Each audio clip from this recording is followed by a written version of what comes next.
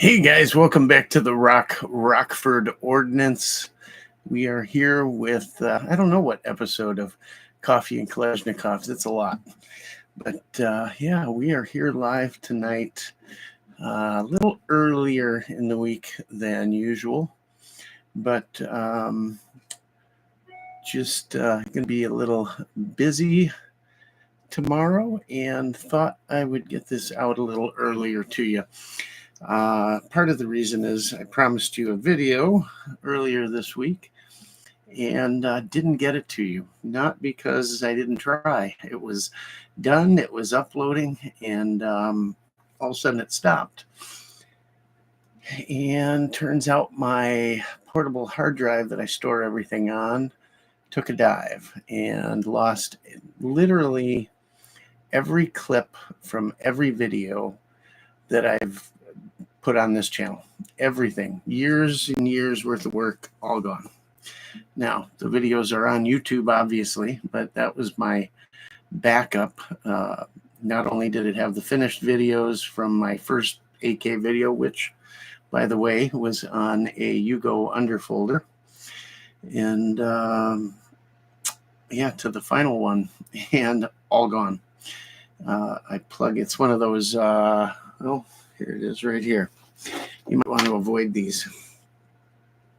It's made by Western Diversified, and it's called an Easy Store. I don't know. It's either 1 terabit or 4 terabytes, but all gone.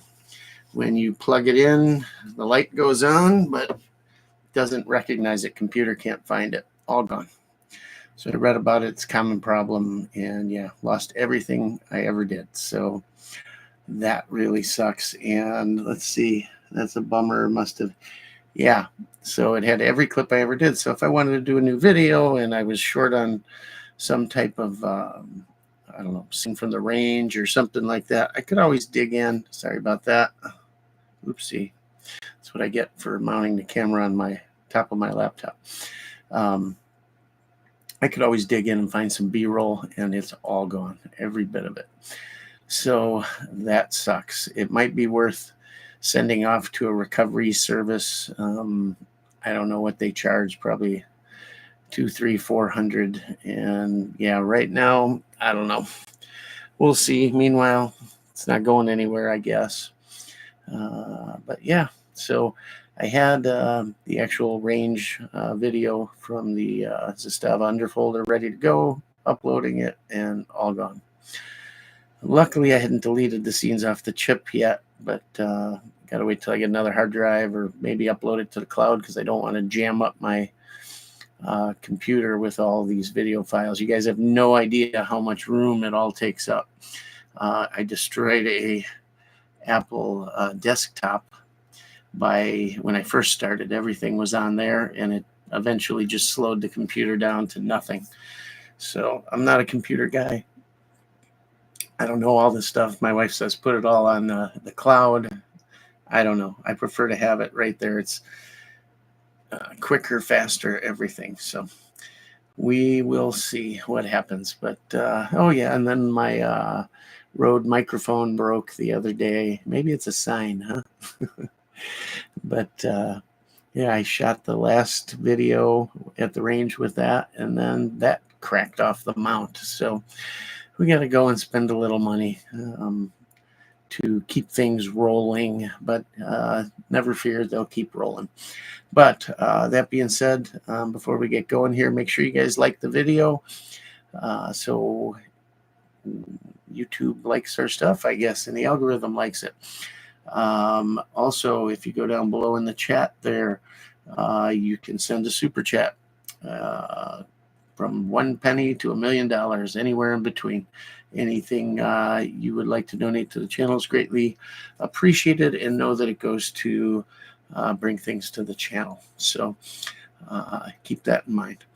Anyhow, I'd like to thank all of you too for that last Yugo underfolder video, the tabletop review, and it did incredibly well.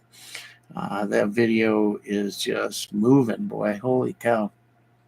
Can't believe it. like 4 times the likes that I normally, no, more than that, like 50 times the likes I normally get. Somebody wrote best AK review they've ever seen. So if you haven't checked it out, go check it out. It's in depth, but it's good. I think you'll like it if you haven't seen it, because who doesn't like what Zastava's doing these days, right? The underfolders have been around a long time, and they got their lovers and their haters, you know. Some people just don't like an underfolder. They'd rather have, you know, a rifle stock or adjustable stock, what have you. And hey, the good news is you can mount optics easily, and no more screwing around. Hattori Hanzo's here. Good to have you back. And I see White Bear in here. You've been in here just a few times. He says underfolder money was gobbled up by taxes. Imagine that. Just another way to keep you down, man, right?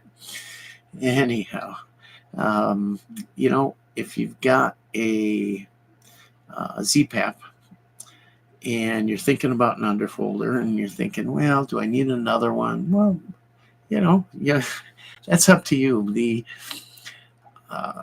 standard fixed stock is nice, no doubt about it. Is it probably more versatile? Yeah, probably. You can do all kinds of stuff with it, right? Maybe make it fit you better, that type of thing. But there's a ton of stuff out there too.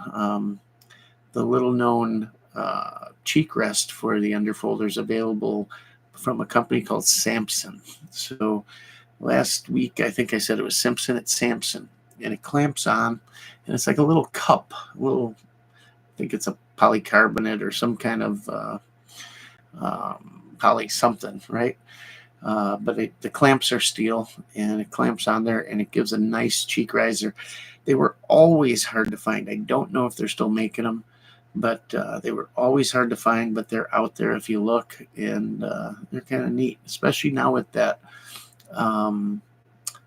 with the side rail mount. It might be, hey, it might give that company a breath of fresh air on that product if they're still making it.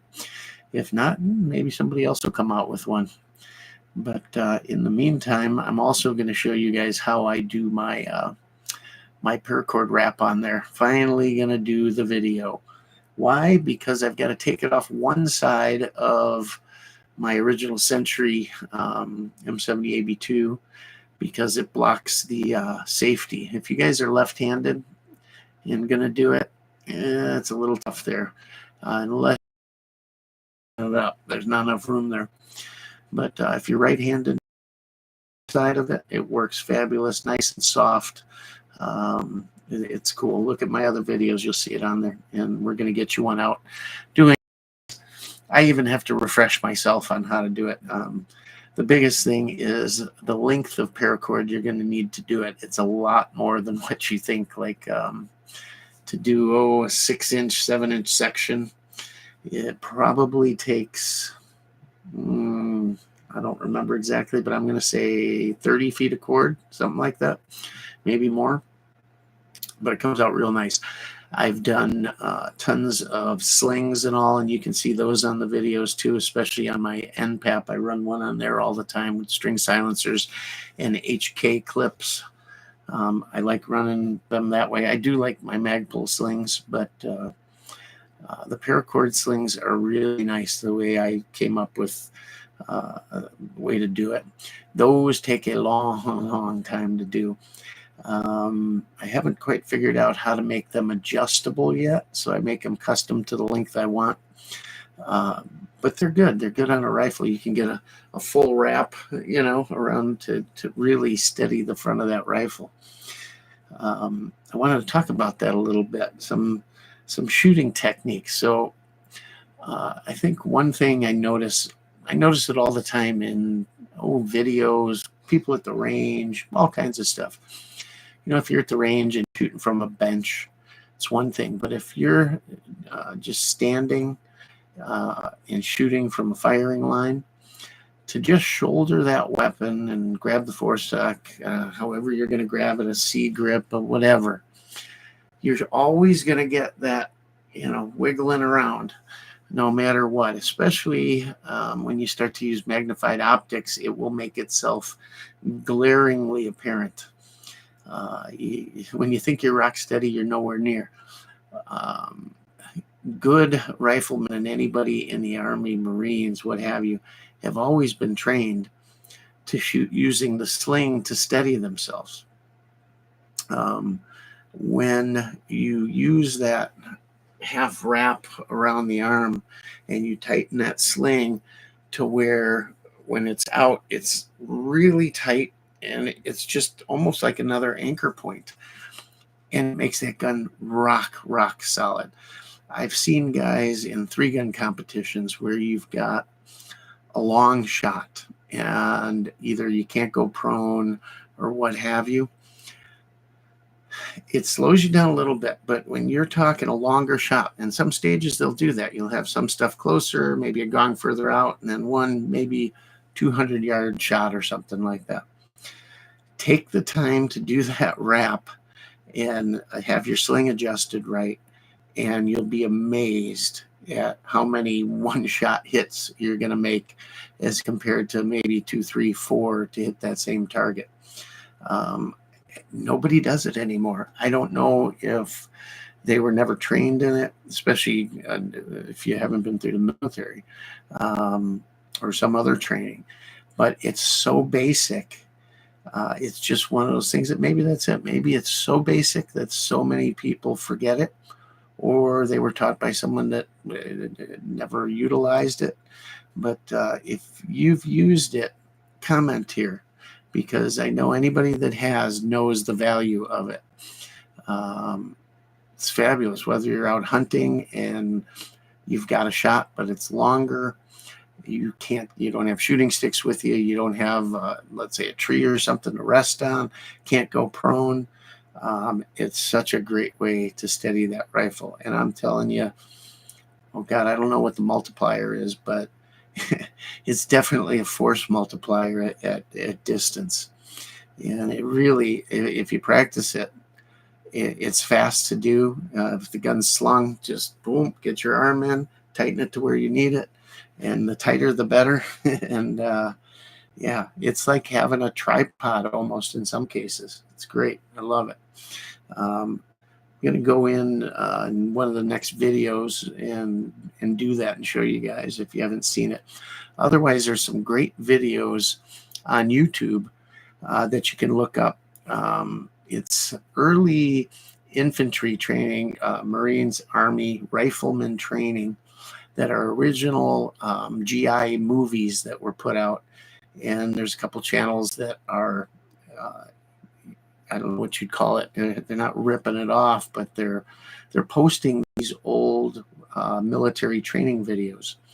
And it's cool to watch just to see how they were done, and the seriousness of them, and maybe once in a while a poke at fun. And it's another time, an absolute different time in how people acted and how TV was done and everything else, or in this case, these training videos. But they're great to watch, and there's some great basic information in there. Everything from sitting down and shooting, using your knee, your leg, everything. Just stuff that, in my day and age, if you took a basic hunting class or your grandfather took you out to the range and showed you shooting, these were the key things that they showed you. It was very basic and was all based on rifles for the most part, but it transfers to carbines and everything else, really. So check them out. They're really cool. I like watching them. And it's not just rifle. There's basic defense training out there.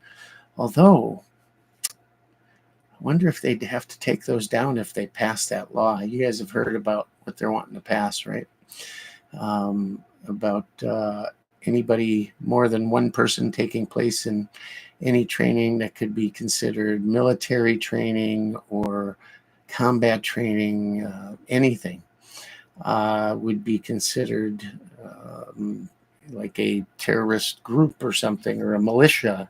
It's basically this law going against militias, right? So think about all the YouTube channels and people out there that training is their living, you know.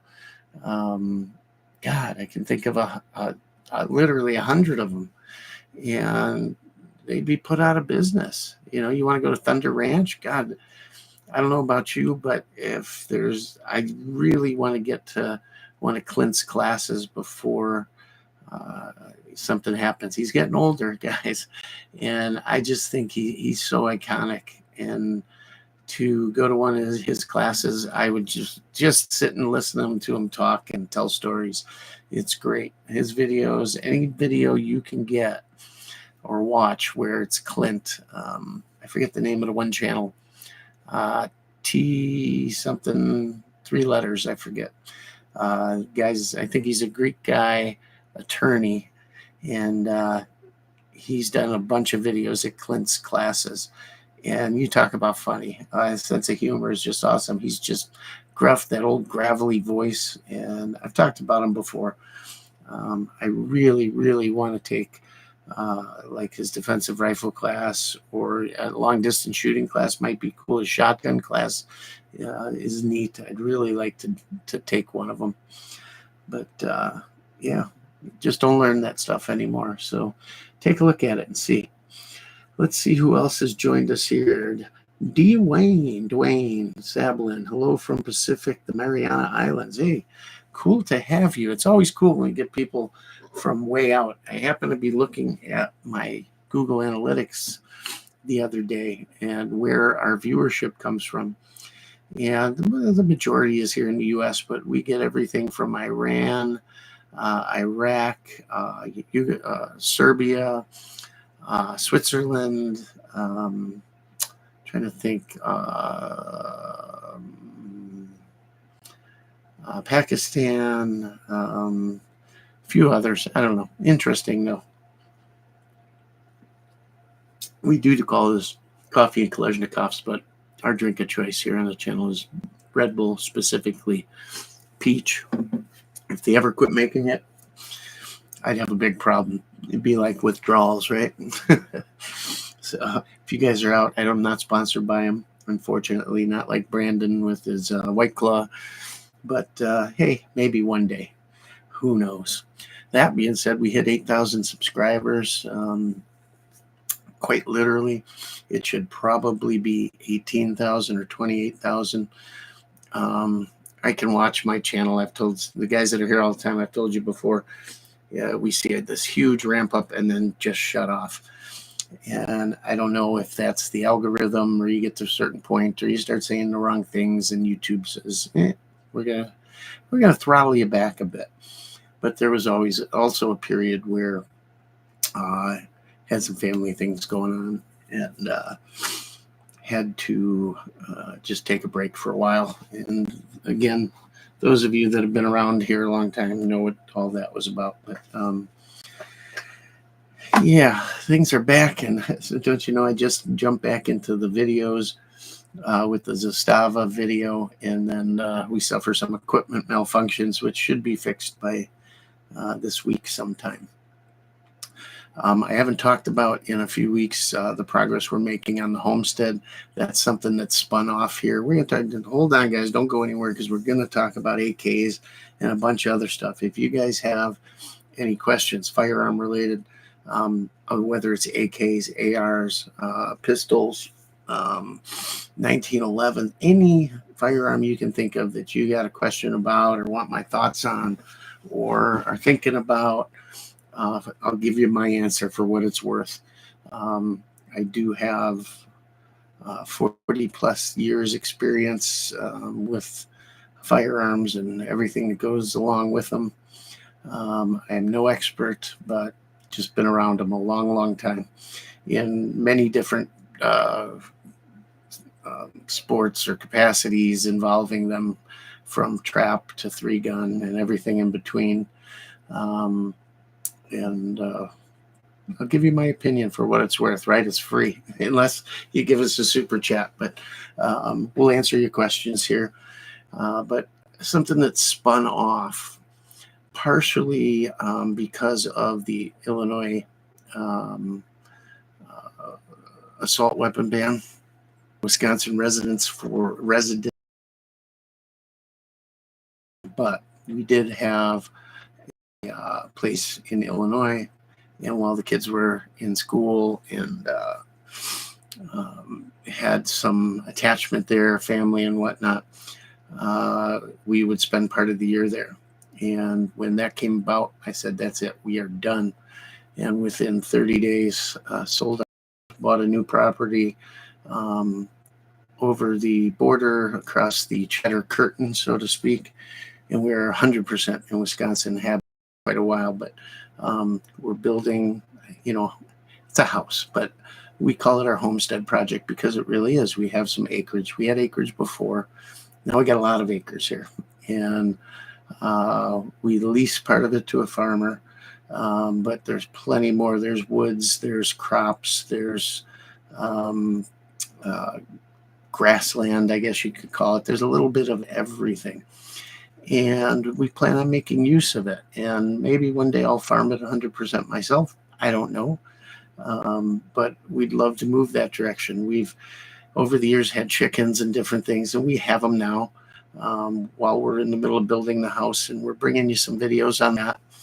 We'll be talking about placement on the property, how we placed it, why.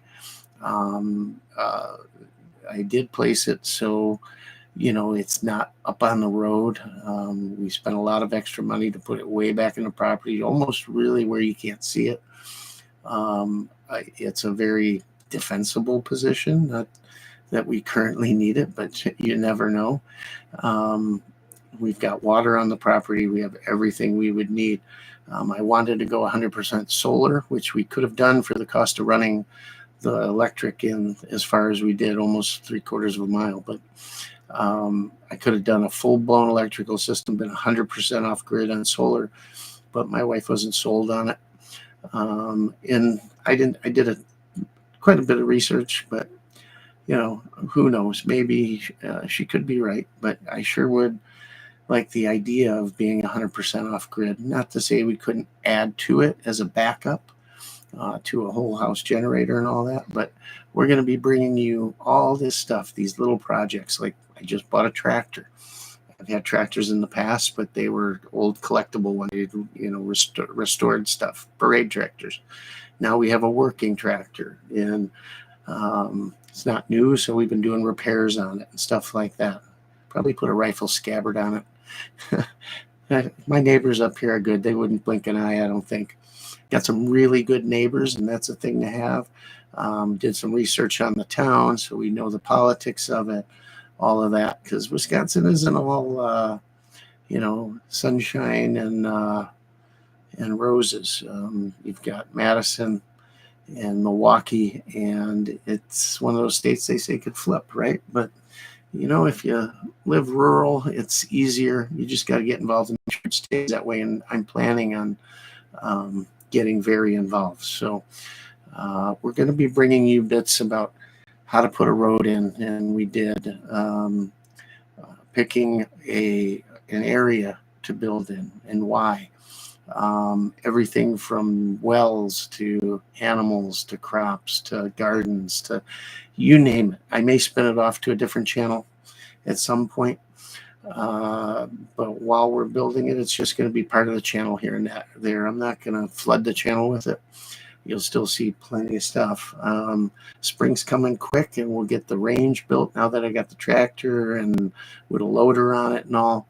And we'll show you how we build it and why and where. Be some more hunting stuff too, maybe even some bows, all kinds of stuff. You start out an AK channel and you go different directions, and I think it breaks it up a bit, and it's good for the guys that hang out here. And eventually you watch a channel for information, but maybe you watch it for the personality. Well, not in this case, probably, but a little bit makes you well-rounded, and it's all going to play into the firearms, which most people that are into firearms are self-sustaining for the most part, or would like to be. And if we can spread a little bit of knowledge or learn as we go, because I don't have a ton of it when it comes to that. I'm learning. I've always read a lot about it, but putting it into practice is a different thing. I learned a lot about road building, putting the road in here. I learned a lot about buying rural properties and leases and all kinds of things that could come in handy for everybody, because I know there's a lot of guys that listen here that either live rurally or would like to, or maybe get out of one of those states that, is a little not as forgiving, let's say, as others. So yeah, we'll be bringing you that. Anyhow, let's check in now that we've got a few of you here, and I scared off a few with that, but let's see who's in here. We had the gentleman from the Marianas Islands, which is cool. Cool to have you, Dwayne. Tom P. from Texas. Good to have you. Brandon, for the AK guy, running for Congress, huh? Pretty cool. I mean, good for him. When he first came out, I didn't think much of him. And frankly, I think he'd probably agree. He didn't know shit about AKs. He really didn't. But I give him this. He jumped in. He learned fast. I wonder if it's still up. He had an early video of he was sanding his AK to make it smoother. He had sandpaper, literally. I'm looking at this guy like, oh boy, the AK guy, huh? I get what he was trying to say, but then he had his AK guy rifles and that claimed were being built by them, but weren't. They were subcontracted out, and we did a video on that. And I have nothing but the highest respect for him. My view of him has changed completely. I give him all the credit in the world. He's a young man with a lot of drive, a lot of knowledge, and look what he's done in this industry, the firearms industry. Now he's into politics. God bless him. He's done more than I will ever be able to do, for individuals or for the country. And I hope he makes it. And I hope the people in Texas back him.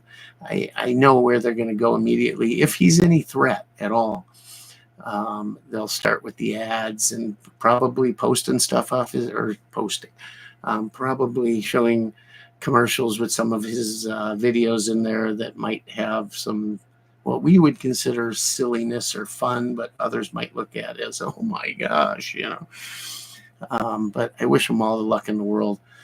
His AK-50 project, all that. I just got a lot of respect for somebody that no matter what the end result is, they tried to the best of their ability, and they pushed through adversity, and they got it done. And I've got a ton of respect for the man.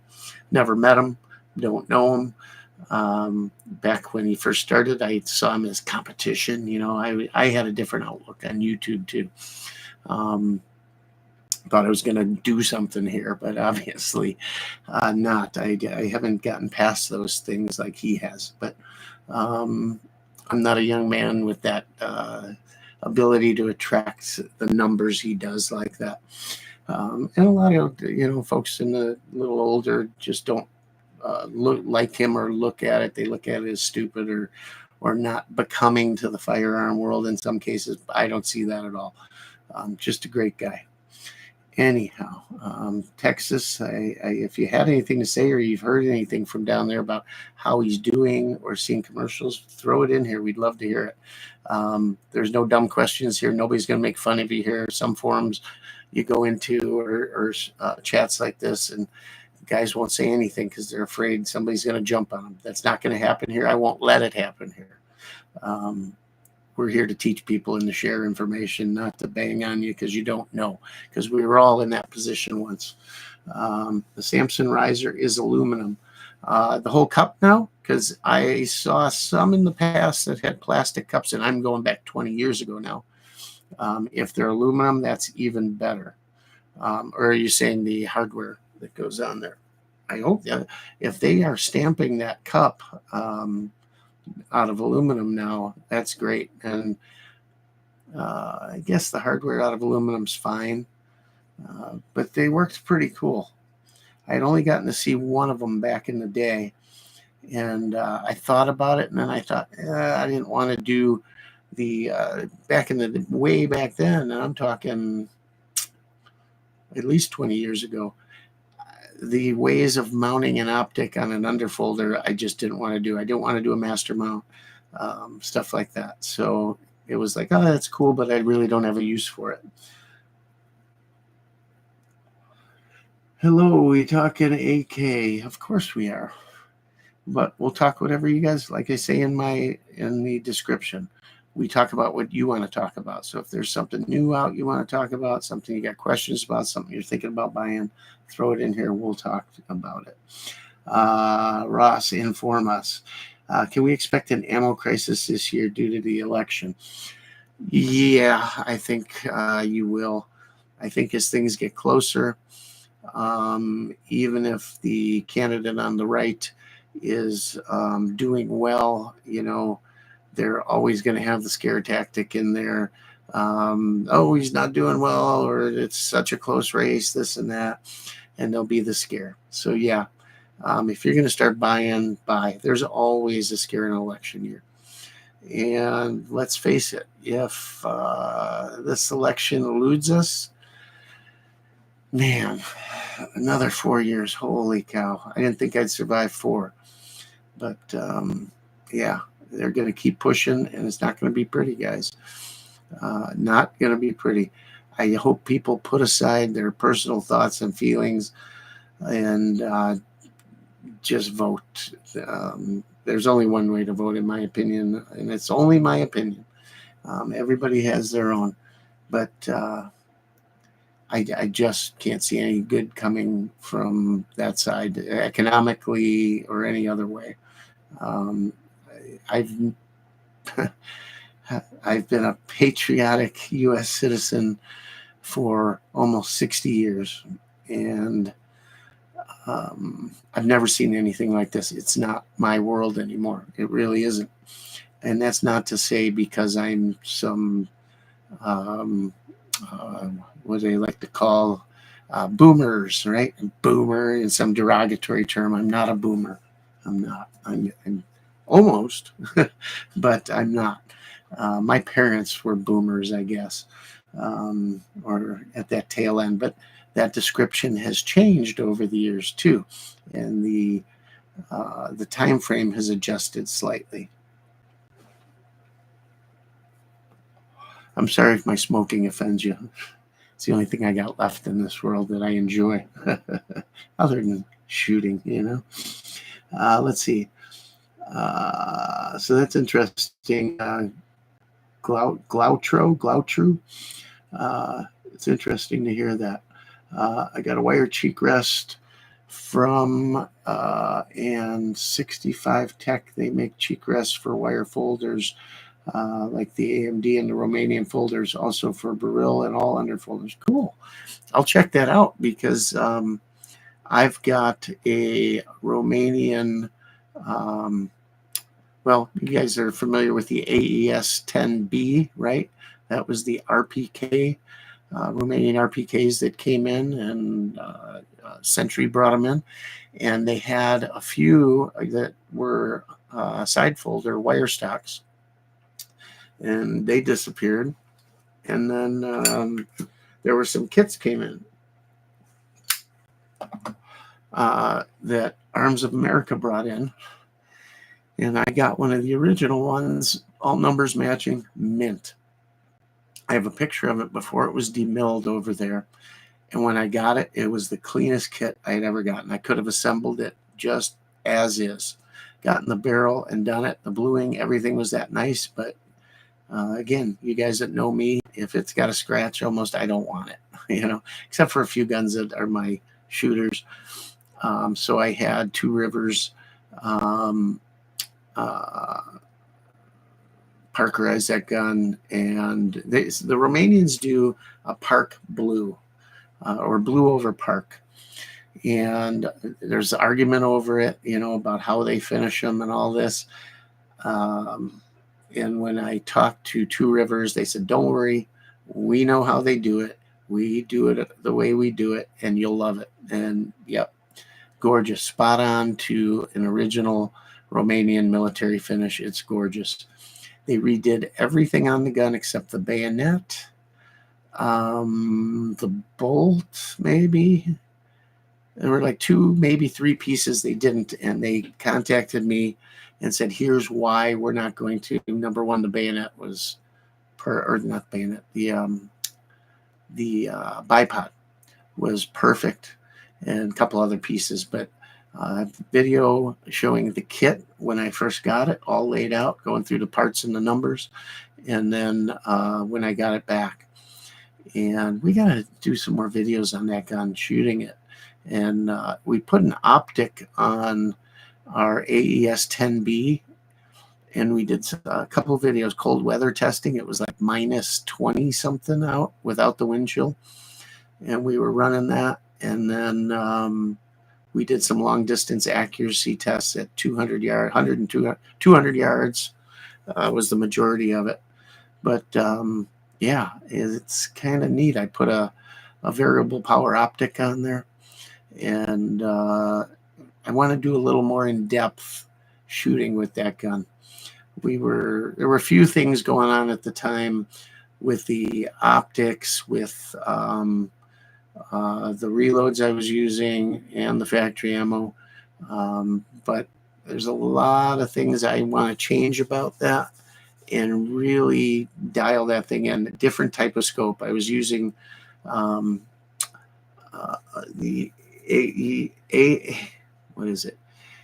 AESS reticle, primary arms reticle. I really like that reticle, but for precision shooting, it's not the reticle to use. Not saying you can't get out, 500 yards with that thing if you had to, but there's much better choices, and I'd mount up something different and do a little more in-depth, more rounds for sure. And I'd like to test the AES-10B along with the Two Rivers gun. That's got a Green Mountain barrel, by the way, on it. When those Arms of America, obviously, when they had those kits coming in, went to Green Mountain, I'm sure, and said, hey, we've got a bunch of these kits, and you can sell a bunch of barrels, so make something up for us. And there was one batch of them that came out. I forget now what, something was wrong. Either they were, the OD of the barrel was off, something like that, for some of the components. But then it was a very small batch. But people say what they will about Green Mountain barrels. I don't know. I've had good luck with it. The gun is plenty accurate. And that's not what that gun was intended for, right? It was to lay down high volume of fire, whether that be covering fire or what have you, but that's what it was meant for, not necessarily pinpoint accuracy. But with that longer barrel comes slightly higher feet per second, and it's just interesting, something to do, right? Something different. And I don't know about you guys that are into collecting AKs, but when I started, there were the AES-10Bs were around. There's with the Chinese version they imported that was a pseudo RPK. There was a Wasser that had a long barrel that was sort of a pseudo RPK, like an RPK, but it had the barrel profile was super, basically a regular Wasser with a longer barrel that they threw a by, and some, I don't know, whatever.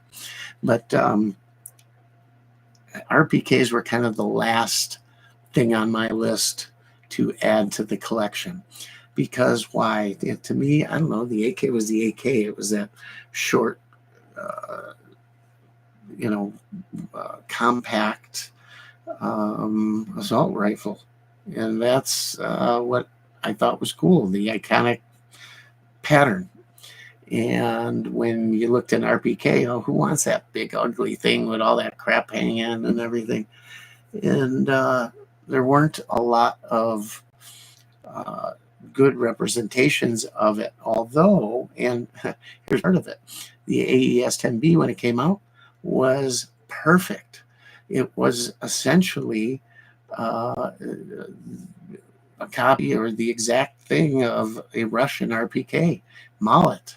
A matter of fact, most of the parts, they say, were Russian mallet parts that they were putting together as Romanian guns in the Romanian factory. I don't know. I think Misha talked about maybe they scrubbed some parts or they just came over unmarked and they put them together. That carry handle deal was a Century thing, I believe.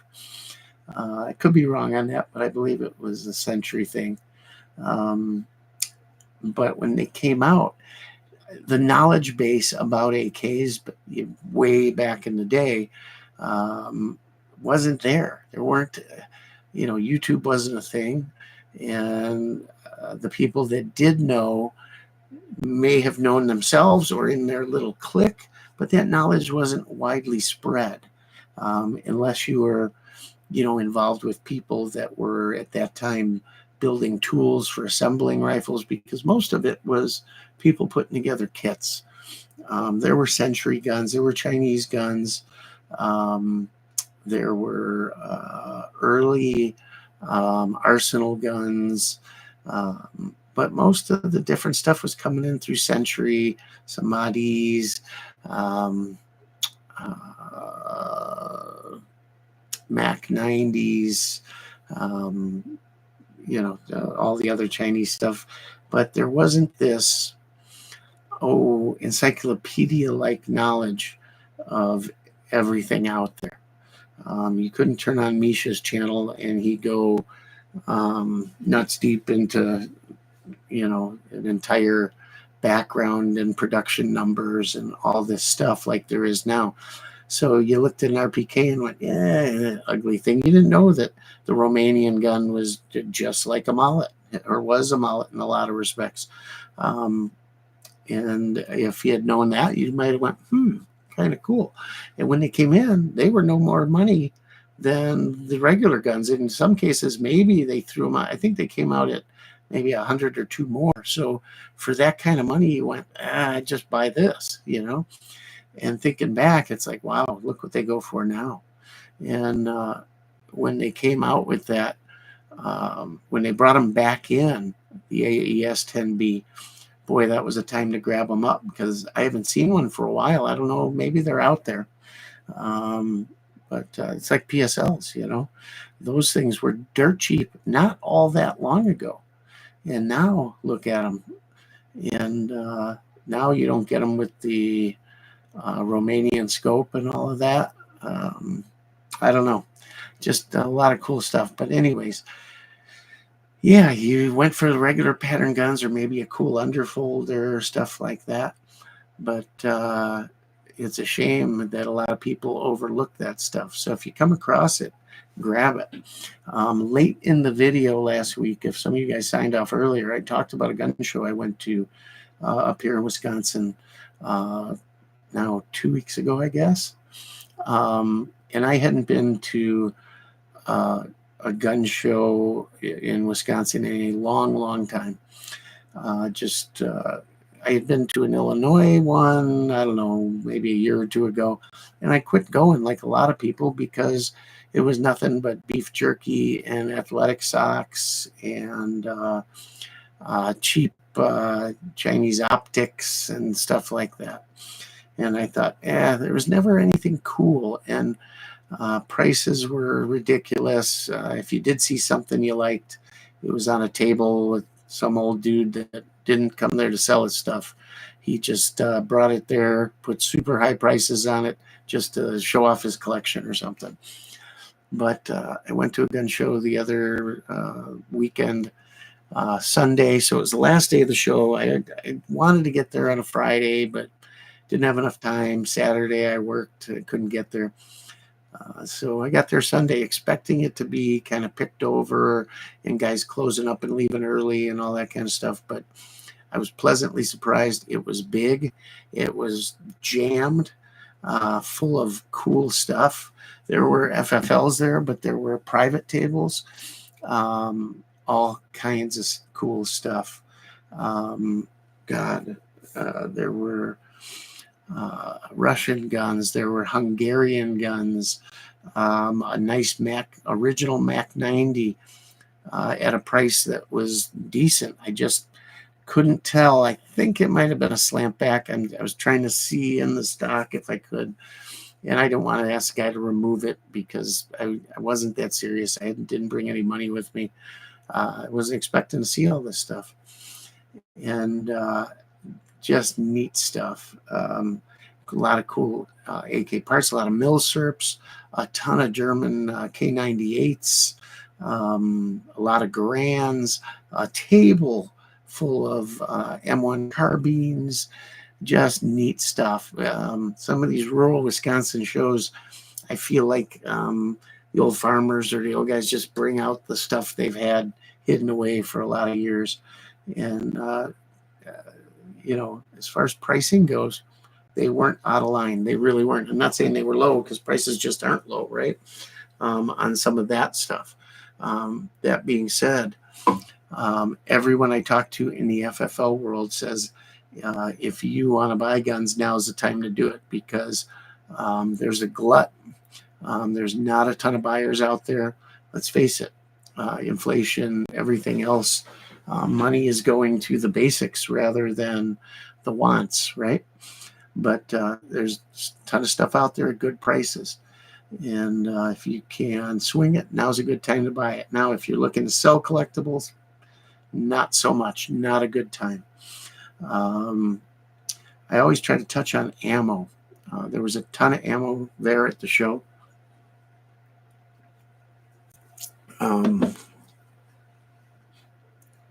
Decent stuff, old stuff, some military surplus ammo, not a ton of it. That being said, frequenting my local shops and big box stores for ammo, some people are talking about ammo shortages, and someone commented here, do you think there'll be one? I think there will be. There always is around in an election year. And it'll kick in as we get closer. It'll get worse and worse. Depending on the feeling of things, who knows how bad it could get. But I see a lot of videos about ammo crisis now and stuff because of the Lake City plant and all that. And I just don't see it in my area. The big box stores are chock full of everything and anything you would want, except one thing. So I did the video on the Yugo, and I go to do the range video, and I'm like, holy crap, I don't have any 7.62 by 39 here. And granted, we're in temporary quarters, so we're living in our motorhome while our house is being built. So I'm like, well, I got to be able to scrounge up a mag or two, right? I had one mag of ammo. That was it. I'm like, there's no way. I had this go bag with stuff. It's got to have some. And I look, it's all AR mags. I'm like, what in the hell? Must have made a range trip at some point, shot it all up. Or maybe when we went down to 2A EDU shoot, I brought 1,000 rounds down there and gave that to him for that. And then the other stuff I had brought for my guns, I shot through. So I'm like, holy cow, I got nothing. So I thought, I got all this ammo, but it's at different locations right now while we're building and moving. And I'll buy a few boxes. There was nothing to buy. We talk about the Russian stuff being cut off, but there's tons of that stuff in the country. And there was still more coming, right? And it's around, I know it is, but this store who's always had some Wolf or Tula or something, there was nothing. There was, I'm trying to think what brand it was. I think Winchester, just their basic FMJ target ammo, 20 rounds, and it was like $16 a box. And I'm like, hell no. I mean, I remember even retail at the stores, $2.50, $3 a box. And I know it's not that. I know like Wolf was, and then 5, 6, and then probably pushing 10 recently or more. But to me, that just, when I got all I have sitting there, boy, am I glad I put it back. And even though compared to most, I probably have the proverbial shit ton, tens of thousands of rounds, and I still feel like it's not enough. I wish I would have bought more, because I got X amount I always want to have put away, and then to shoot. And when the channel is up and running full time, when I'm doing full time videos, we're shooting 4,000 to 5,000 rounds a year of 7.62 by 39, or more. Training and whatever, just having fun. And now I can't afford to do that and can't afford to buy it. And I don't want to start eating into my stuff. I just don't. So I don't know. I guess I'm going to try to buy a couple cases until all the import stuff, Russian stuff's gone. And then hopefully the Palmetto stuff's out by then. And, there's certainly other countries. While I love the Yugo ammo, it is corrosive, and I don't feel like just going through that right now. So we'll have to find some other ammo that's decently priced. And frankly, I haven't looked at bulk ammo in a long time because I had everything I needed, and we weren't doing that much shooting as of recently. But now that things are kicking back in, I'm going to have to be looking at where I can come up with, at a minimum, let's say 2,500 to 5,000 rounds. And my plan was to reload a lot of it, but frankly, I haven't come up with a 7.62 by 39 round or recipe that is giving me the performance I like. Nowhere near. I thought it'd be easy. For whatever reason, powders, primers, bullets, it's just not easy to put together that round. I don't know if it's me, something I'm doing or what, but I'm not getting the velocities without having to put so much powder in those cases that it scares me. And I don't want to do that. So I don't know. I've been working with one guy here on the channel that just his businesses were busy. It got in the way. We couldn't put our heads together like we wanted to for a set of videos we were doing.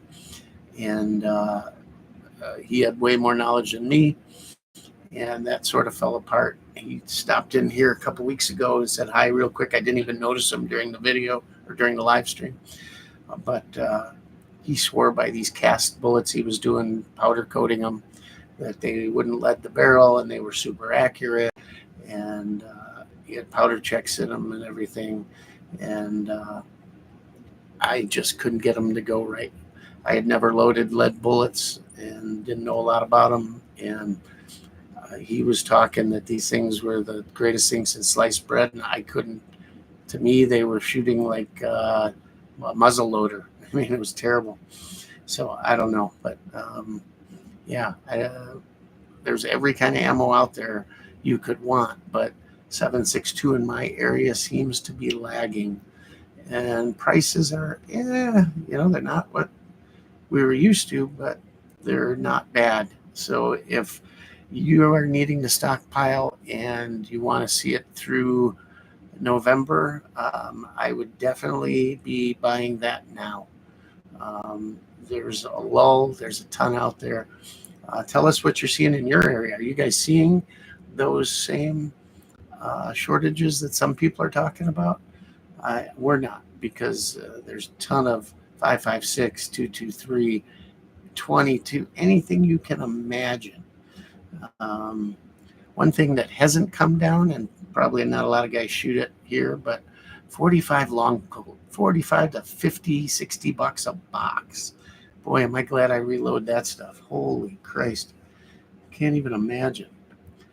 Love to run our lever gun, our Henry 45 Colt. Just so much fun.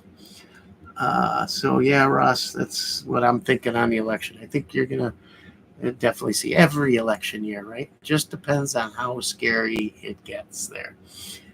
Props to White Claw if they are sponsoring gun content. That's something I would anticipate from a Chicago company. Didn't know they were a Chicago company, but yeah, they do sponsor Brandon's videos. He always does. He's always shooting up a few cans or a 6-pack of them, whatever. He says he's sponsored by him. I believe him. I have no reason not to. Chicago has destroyed the state of Illinois. It's over with. Yeah, I came home that day when they announced it, and just everything I was feeling and everything else going on from the pistol brace stuff, and then that happening and the way they did it, the weasel friggin' way that badass governor did it. No, I said, put it on the market, and it was done. She did it, and we were out. I know not everybody can do that. Hell, I didn't know if we could do it, but we did. You know, I'm kind of paying the price now, having to live in the motorhome for basically a full year. You know, but they made it. Pop back into the other thing real quick. They've made a ton of progress. Our foundation got in, the decking on the first floor. We're building a ranch. That's on. The walls are up. They framed out for a lot of the ceilings, like some are cathedrals, some are tray, some are all high ceilings. And now all the rafters are going up. They got a huge portion of that done. The walls are sheathed. Temporary stairs to the walkout basement, and within another, well, we'll get through this week, and sometime next week, I bet I am completely done. Roof and sides sheathed. The roofing guy won't give me a number until he comes out and sees the roof, because you got a whole bunch of whatever, I guess. I don't know. Is that how most roofers do it? I don't know. But this guy, whatever that my builder's recommending, that's what he's saying. So says he always comes within budget. So we'll see. But yeah, then we'll have the roof on quick and everything's sealed up. And now, no matter what happens with the weather, they can work inside. And I'm thinking June we'll be in. Maybe earlier if things go well. But we got a week. All this week is going to be almost in the 50s, and or 40s at least, I should say, high 40s.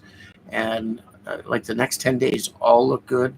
So thank God that minus 15 and that 2 feet of snow put us back 2 weeks. But we're going to get it closed up, and then everything else is good. They'll be working inside. Already got the plumbers and electricians are coming in next, and then plumber, HVAC, one in the same, and then electrician, and then it's go. We're already going out to start picking out cabinets, appliances, all that crap. I'm gonna have a whole house generator. I went overboard on the propane. I got 1,000-gallon propane tank. I want to be able to store enough propane to run it for 2, maybe 3 years. I don't know. We'll see how much propane it takes to run it. And then we'll get a separate one for the shop too. But that's what I mean by as self-sufficient as I can get. If you're heating off that and have to run a generator off that, I'm going to put an inline wood-burning furnace that runs in conjunction with the forced air. So I can heat with wood as much as I can. When it goes out, it switches over to that. I'm going to put inserts in the other fireplaces so we can heat with wood off the property. Eventually build a backup solar system. I'm going to put a casing in the main well for our normal well, plus a hand pump off that well that can also be solar powered. Yeah, it's going to be pretty neat. You got water, you got a way to heat, you got a little land, you're good, right? Some animals, and not for me, building it for my kids. Hopefully they like it. Hopefully they want to move here and build on the property. Be great. So I got a range, got hunting. It's everything I could have ever dreamed of. I just hope it all works out. We'll see. But yeah, Illinois, I remember being younger and I said, I'll never leave here. I love this. I lived in the city, Chicago, grew up there. I was a Chicago cop and I never wanted to leave it. And now there's only two things I go back for, and that's my favorite hot dog joint and another restaurant. Other than that, I try to stay out of Illinois 100%. When I do, I take extra time to avoid the tollways because I don't want to give them anything. And it's a shame because the rest of Illinois, all my neighbors where I had the place down there were fantastic. The town was fantastic. It's a shame that Chicago rules the roost because the rest of the state is not like Chicago at all. At all. They are salt of the earth, good rural or small town or small city, even people that are just great people. So please don't let your opinion of Chicago make you think that the people there are bad. The majority are not. Even a lot living in the city. If you have to live somewhere, it's not that easy to pick up when there's family and kids and school. It's hard to do. Funny thing is, I never thought I'd see Wisconsin property being worth more than Illinois property and homes. It's totally flip-flopped. Amazing. Let's see. Harry Grimley is here. Hello, peeps. Can't stay. Just wanted to give you my support. How come no one is talking about the bill they're trying to sneak through in Massachusetts? It will make it illegal to train with guns. That's not just Massachusetts. That's everywhere. That's national from what I heard. Could be wrong, but yeah, they want no training. They're blaming it on militias and all of that good stuff. You know, supposedly they thwarted that militia that was planning to go down to the border and disrupt things, and that's why they're putting this out. Well, that should tell you a couple things. Number one, about maybe the story about that militia going down there or wanting to go down there. I think it was one guy and somebody used it as a sounding board to get this law out there. They don't want you training. They're scared of you. They know that the average person is upset. They're upset with the government. They're upset with what they're paying for food. They're upset with the crazy laws they want to pass and what they want to do to automobiles and everything else. Yeah.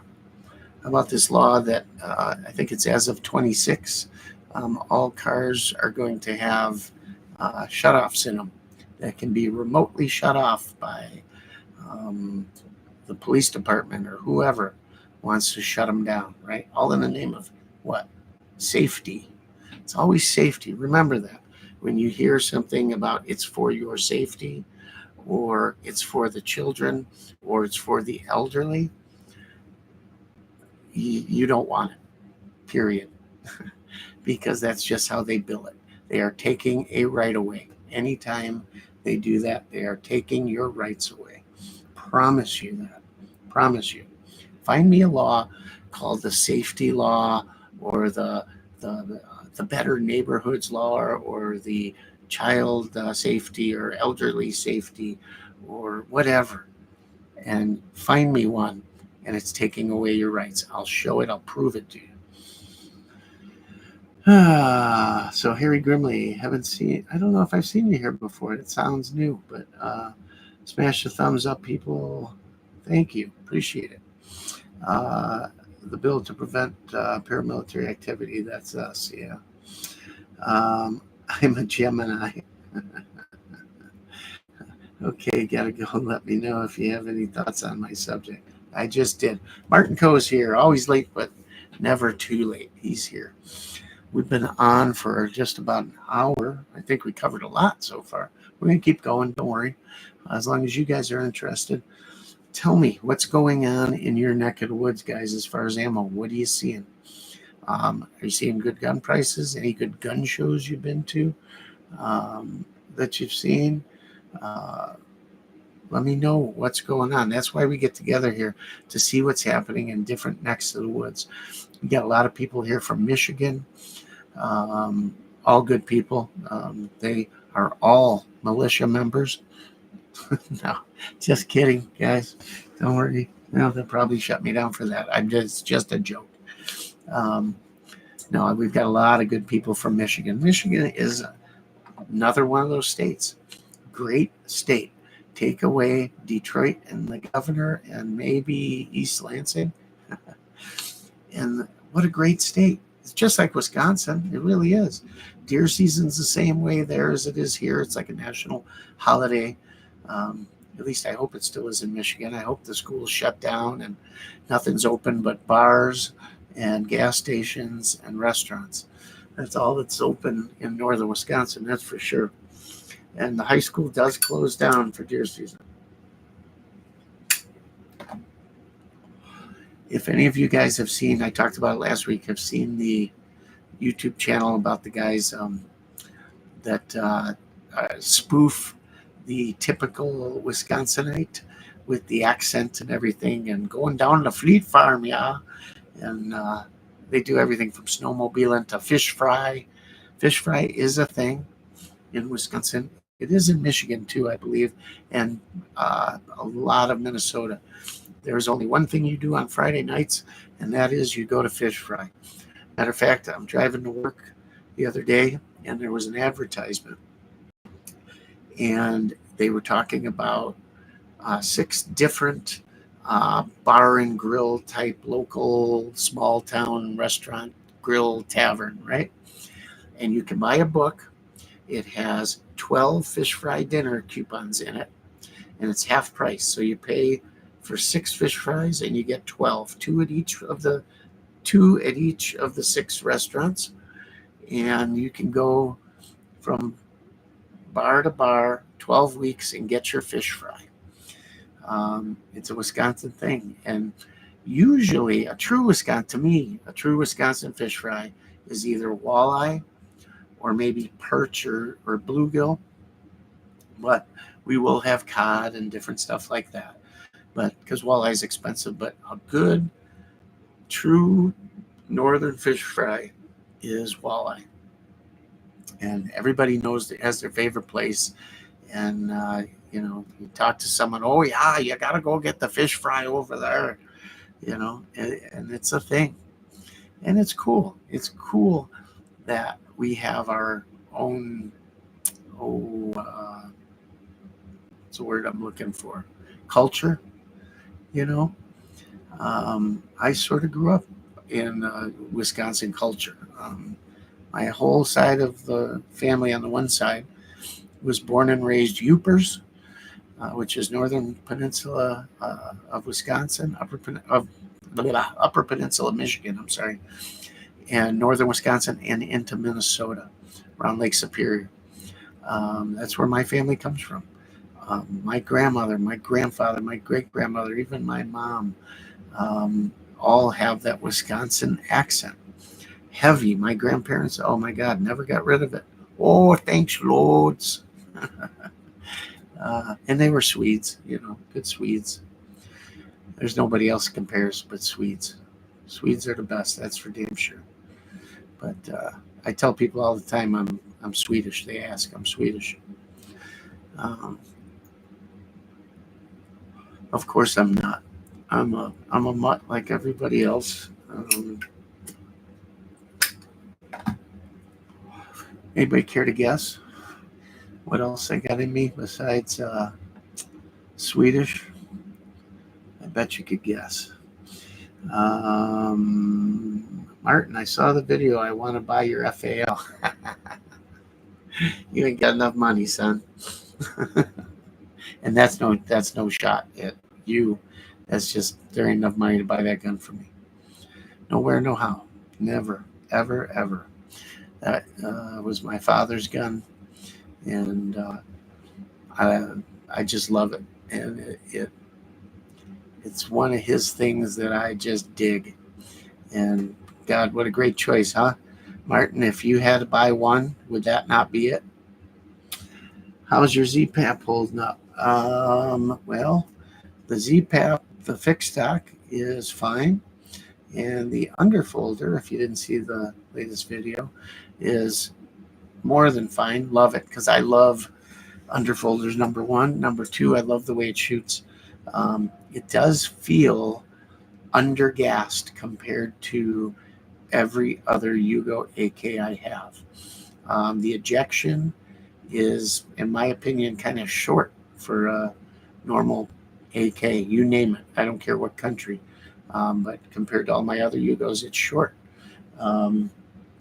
Might have had a little bit to do with the ammo I was running through it, but I saw another video of a guy, some of his was falling at his feet, and mine, 1 or 2 rounds did the same. I think it was either the first or last round out of the mag on mine, so I wrote it off as that, but definitely no more than 15 feet, which is kind of perfect, really. I think the gun will run absolutely fabulously suppressed. And by the way, that's the next thing for the channel is suppressors, because now I'm in a suppressor state, a suppressor free zone. So I don't know what I'm going to buy yet. Probably there's one out there that is kind of made for AKs, looks like a Russian can. Is it called a Wolfman, or it's Dead Air, I think. But yeah, I'm thinking about that. I kind of, it'd be nice to have one can I could move between an M4 or an AK or a 308. I know that's hard, and I know you're not doing the best job possible. Then I'm the first to admit I know almost nothing about suppressors.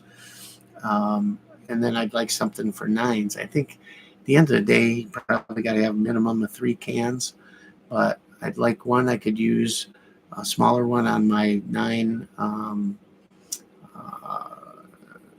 pistol caliber carbines or braced carbines, or the MP. I'd really like, if I'm going to do a 9, I guess it'll be one that is sort of made for the tri-lug for my MP5, that I can move to the Scorpions, maybe the Uzi, different stuff like that. And then have one for the AKs and maybe a 308, and then one for an M4. I don't know if you could get it. I don't think it can be done in one can, really. But we'll see. I don't know. I always, there's one, if you guys have seen my one Scorpion that has the Osprey on it, or the fake Osprey, I should say. They made that one micro Scorpion, the mini Scorpion, that came from CZ with the fake Osprey can. I wanted to put an Osprey on that, but it basically has to be done upside down, and I don't even think it'll fit inside that handguard. And I wish it would, because that shape to me looks like it should, and it doesn't, I don't think. That might be the first can I bought, because I love those Scorpions. We haven't shot those in a long time either. Those things are a trick, man. I tricked them out with all the best stuff, and can't wait to get back to shooting those. So much fun. We're going to put some more rounds through that Uzi too. If you guys saw my unboxing video on that, that was an original in the box, unfired Uzi that I obtained, and we shot it. I pulled it out and shot it. A lot of people were like, "Oh my God, don't shoot it! Leave it in the box." No, what good is it? What good is it? And it works so great. So order one suppressor a month and you will be happy every 30 days. Yeah, a year from now, right? Ain't that a bitch? You get to spend your hard-earned money. Go in, pay for it. You know, maybe if they have it in stock, look at it, hold it like a little baby, and then hand it back. They put it in a box and they put it away, and they get to sit on your money, and you hope they don't go out of business in between while you wait for your pass from the government to tell you that, yep, you can have it. We're going to allow you to have it. It's unbelievable. And then we're going to allow you to have it. But since we are totally inept at what we do, it's going to take a year to go over a piece of paper, punch a few things in a computer, and go, yep, we'll let them have it. Stamp. There you go. A year. Remember when all the electronic stuff was going to move it up? Well, it doesn't help me. You know, down in Illinois, you had to wait first you had to go get a card that, you know, the locals said, well, you can have a gun. Here's your card. Oh, do anything bad, and you have to surrender that card to us. But first you had to go get a card, get your picture taken, fingerprinted, all of that. And the state Gestapo got to say that you could have one. And then after all of that, you get to go to the gun shop and pick out your new gun. But then you get to wait 3 days while they do it all again and make sure that you're not upset and you're going to run right home. Give me a break. How many people, that's another, what a joke, waiting periods, right? You know how many people that saved? 0. I bet it's negative, a negative number, because I bet there are way more people that ran out to a gun shop because they needed a gun today for protection. There's way more of those than there were people that were so mad at someone that they were going to run down to the local gun shop, purchase a gun, stay mad while they're filling out the paperwork. Mind you, God damn it, right? And then ran back and then offed them, right? That doesn't happen. Come on. If it were to happen, it wasn't because there wasn't a waiting period. Because if they wanted to do it that bad, they would have just done it. They would have walked to the kitchen and grabbed or the garage and grabbed any blunt instrument or sharp instrument and did it right then and there. Not an hour or two later. It just doesn't happen. I don't know. Dale Concha, hey Rockford, and here, how are you, man? Good to see you. Guys, don't forget the super chat. Boy, we need it these days. Got to buy some equipment. We had go down so I can just do videos. Had our mic go down, and God, I just got notification just now that I'm doing a live stream. It's nice. Let's see. An hour and 20 minutes into my stream, they just let me know that I'm doing a live stream. I was notified. Isn't it great when I put that notification out over 3 hours ago? Took them that long to get it out and tell everyone that I'm having a live stream. And I wonder why the numbers are what they are, right? Maybe if they got it out before the live stream started, it'd be good. Anyhow, yeah, so talking about suppressor waiting times, well, Wisconsin, no waiting, right? I can walk in, bam, thank you very much, go home. Nope, still can't. Why? Well, because I get delayed, not once in a while, but every single time I buy a firearm, I get delayed. And it's not a couple hours, it's not a day. Usually goes all the way, minimum, like 5 business days. And I even had one occasion where they didn't come back at all. And the shop said, I said, okay, well, can I take the gun home now? Oh, no, that's not our policy. Well, you have the choices in FFL. No, we're not going to do it. So I will never purchase a firearm there ever again. Big box store, by the way, a good big box store. Wisconsin only really big box store, if you know what I'm talking about. But yeah, everywhere I go, it's delayed 100% of the time. And some people said, well, why don't you get a personal PIN number? So now I have to really put myself on radar. Not that I'm not already, right? And apply for a PIN number. That I've heard from more than one person that has one, that they still get delayed. They have a PIN number and they still get delayed. Can you imagine? Martin gave us a $20 super chat. Thank you, my man. Mag Dump Money Spring is on its way. You are right. I'm getting the tractor together. I actually had to rebuild the loader joystick. Tell you real quick, though, it has to do with building our gun range, guys. So bought a tractor, going to need it on the property, right? And well, I'd love a John Deere or something. I hear, first of all, some of their smaller tractors aren't what they used to be. Number two, they're astronomically priced. I would love a new tractor, but it's like a car payment or more. You know, you can't touch a decent sized John Deere with a loader and some other stuff for under 40 grand. And frankly, even some of the Korean tractors, which is what I was looking at, TYM in particular, and it's what I bought. I bought a used one, and my wife found it. But you go on Tractor House or any of these, you can't find a decent tractor in decent shape. Let's say, well, minimum 25 horse, but I bought a 35 horse.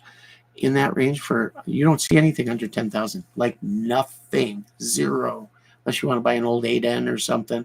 And I love it. I had an old Farmall I loved, but my old Farmall didn't have a 3-point in the back, didn't have a loader. The 8Ns have a 3-point and maybe an old rickety loader, but no 4-wheel drive. So you get stuck. The minute you hit mud, you're stuck. So I bought a TYM 2008.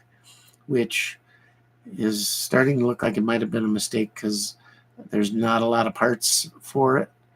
And it's hard to decipher what they put on it.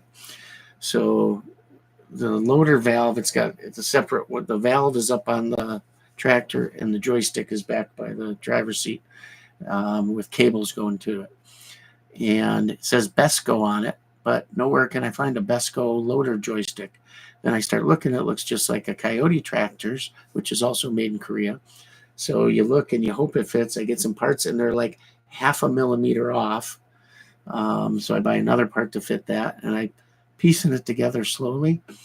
And so that loader will be up and running by the end of the week here. And we will start building our range. We're just moving. I had the perfect hillside picked out where I can just use the hillside as a backstop. But unfortunately, it is right in the middle of or next to what I call our deer sanctuary, where all our deer are bedding on the property. And I don't want to drive them all off and out of there and over to the neighbors where it's quiet. This property for years and years and decades has been little to no disturbance from humans. And I wish I would have put the house closer to the road because now I kind of destroyed everything around it. They'll come back. It'll be okay, but it won't be like it was, let me tell you. So I got to do some more stuff where we put in deer food plots to keep them here because we got some monster bucks here. But anyhow, I'll have the loader up and running on that TYM. And it doesn't look like much because it sat outside most of its life. It's faded red, so I got a pink tractor. But it works well. I graded the driveway with a box blade yesterday. Worked out well. And but I got a problem. The biggest problem after that loader's fixed, steering. As I'm going down the road, I got to continually keep turning to the left to keep it going straight. If I hold it straight, the wheels just go. I can put the wheel up against a boulder or something and turn the wheel. It'll just spin. So it's leaking in the steering not a rack and pinion, but the hydraulic, the steering ram, internally it's leaking. And those are crazy money, like $900 for this one from China, from not China, South Korea. So I'm hoping I can get it off there and go to one of the bearing places and find the right seals for it and rebuild it. But it might, I hear there's a rotary valve maybe up on the steering column too that could be the problem, and I don't know how to decipher which one it is, but we'll see. We'll get it done, and we're going to build the range and a nice shooting bench and figure it out, and we'll bring you along. It's going to be cool. Let's see. Let's go back, see who else is in here. So Martin said he saw the FAL in the video and loves it. ZPAP, how's it holding up? It's holding up great. It really is. I can't honestly tell you I've put thousands and thousands of rounds through it. I haven't. But it's doing what every ZPAP, or I shouldn't say ZPAP, every Zastava has done. You know, I expect the bulge trunnion ZPAP. Remember, the original ZPAP, when it first came out, did not have bulge trunnions. It was a duplicate of the NPAP. They pretty quickly changed it to the bulge trunnion, but people forget that the original ones that hit the market when it switched over from Century being the importer to Zastava USA, there was an original bunch that came out with the straight-walled receiver just like an NPAP. And people say, no, you're wrong, you're crazy. No, I'm not. They are out there. Go look at some videos, and they were selling for the longest time. They were trying to get rid of those when they came out with the bulge trunnion gun, and of course they were the same money, so nobody wanted the straight one. They wanted the bulged one. So guys would advertise them, FFLs would advertise them on Gunbroker for all they would say was new ZPAP. Well, you had to look very carefully at the code, the model number, and you had to look at the pictures and hope it was the actual picture, because they were trying to dump off the last of the straight wall guns when people thought they were getting the bulge trunnion guns. And then the bulge trunnion guns didn't originally have the chrome line barrel. There were a ton of ZPAPs popped out with non-chrome line barrels, and then the chrome line barrels came, and then now you have what you have today. My fixed stock ZPAP is bulge trunnion chrome line barrel, as is my underfolder. And you know, if my NPAP, which is my truck gun, range gun, gun I'll throw in a barrel or throw in the bed of my pickup, not give a shit about, and put, I lost count. When I was over 10,000, I lost count. And it still looks like new, other than where the bolt rides on the top of the receiver is polished really, really nicely. No cracks, no stress, no bolt problems, no tail problems, no trunnion problems, no nothing. It just keeps on going. I'm looking at it right here. And so why would I think the ZPAP would do anything different? Yeah, I did see a couple of videos. I think there was a bolt problem. Hey, think about the numbers that Zastava's pumping out right now, and has been. So if you haven't heard, the Zastava, the ZPAP, is the #1 selling AK in the country 3 years running. #1. That's quite a stat when you consider the guns that Century's been bringing in, the Wassers, Arsenal, not that they're bringing in Arsenals, but Arsenals, all the other patterns out there. Probably Wasser, I would think, would give it the biggest run for the money numbers-wise, although you don't see the amount of those coming in you used to, because Century is only happy with pumping out their Vishkas, right? And that, frankly, that's why Zastava got upset, because they were always second billing to the Romanian guns and to the Century guns, their Century guns, the Vishkas. And they formed Zastava USA. Well, now Cougar is pissed off at them. They want out. They want more money for their gun, and Sentry told them go pound. So who knows? Will they leave Sentry? I don't know. But it sounds like the same old story, just like Zastava. So I think maybe you'll see Cougar either start up their own importer here, like Zastava did, or maybe they'll go to somebody else. Do they deserve more money for them? With things that are going on, they probably do. It's just the market. Do you want to pay more? No. Is the quality as high as a ZPAP? No. Wasser's a great gun, and I'm not here to offend anyone with a Wasser. It just doesn't have the fit and finish that the Zastava has. That being said, the quality is there in the Wasser, for sure. It's a military-made, military-manufactured gun that does what it's supposed to do. You can go put 20, 30,000 rounds through that gun, I'm positive of, and be just fine. That being said, I talked about the whatever it was, a bolt issue, I think, or maybe a carrier issue I heard of on the ZPAPs. Guys, with the amount of guns they have coming in, for the tiny bit of failure that you heard of on YouTube, wherever, do you know anybody that happened to? I don't, and I know a lot of people, a lot. No one's ever come on my channel and said, man, my ZPAP fucked up. Oops, sorry. Screwed up. Just haven't heard it, haven't seen it. Even the NPAP that Rob cracked, he had another video after that it ran just fine. It was a one-off. So even if they're nowhere near approaching even a 1% failure, it's like 1/100th of a percent at best. So why even talk about it? You know, if that's the failure rate you're seeing, well, that's nothing. It's nothing. Everybody has a snafu here and there, not even worth talking about. But we hear those things, and that's all we want to talk about, right? Guys are wearing, oh, my tail mushroom. I got a mushroom on my tail. Throw it on the grill, fry it. Throw it on a steak. Don't want to hear about your tail. What about crap? What are you worried about your tail? Keep shooting the damn thing. My God. I can't stand it. It drives me nuts. Kyle Glazier, I love your channel, brother. Well, thank you. We appreciate it. Not too many people love my channel. But we try. That's all I can do. I'm me. I do what I do. I don't change nothing. I don't take money from any sponsors.